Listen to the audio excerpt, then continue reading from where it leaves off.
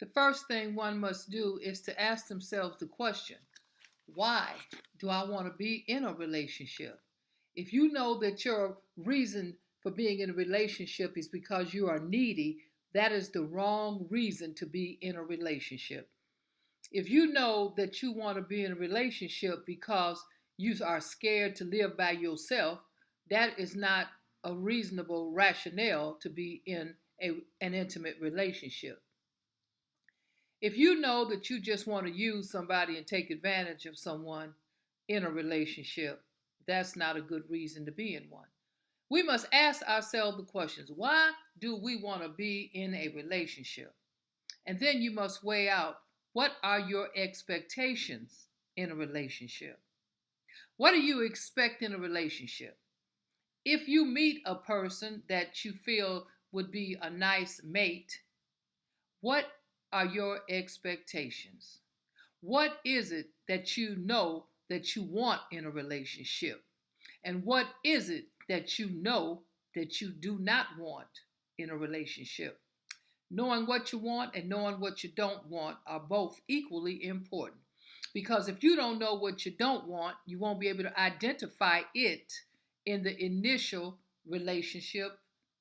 You will just haphazardly fall into a relationship that offers values that are against what you want. You need to know what you want and what you don't want. Then you must know, what type of an individual do you want? Do you want a person that is religious? Do you want a person that's spiritual? Do you want a person that's an atheist?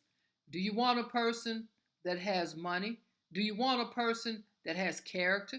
Do you want a person that has intellect? Do you want a person that's going to treat you kind? Do you want a person to be in your life for the long haul? All of these questions must be answered by the one that desires to be in a relationship. Because if you do not know what you want, you will just haphazardly fall into a relationship that offers a multitude of things, and they all may not be good. You have to set a standard and a boundary. You have to have a standard of what you will tolerate in a relationship, be you a male or a female. You have to know exactly the type of man or woman that you want.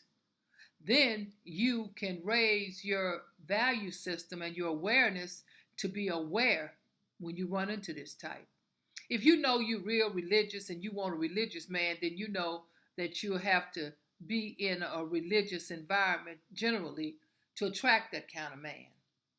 If you know you want a man that's spiritual, that has spiritual, uh, inner spiritual presence, then you know you have to be in an environment to draw that type of man. Because generally you won't draw that type of man in the wrong environment. If you want an intelligent man, then you have to be in an environment where intelligent people are. And it goes like that with all specifics that you want in a mate. So if you go to a lounge or a bar and you want a religious man, you're in the wrong place.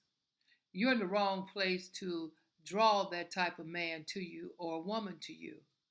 So you have to be mindful as to where you go so that you can make yourself available.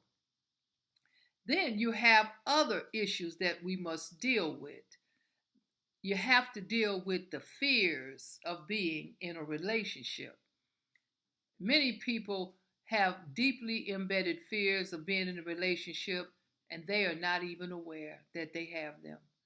We're going to talk about the fears that hold a person back in relationship. The next time I have a conversation with you, that's what we're going to talk about. What fears are holding me back from having a whole, wholesome relationship? Have a good day.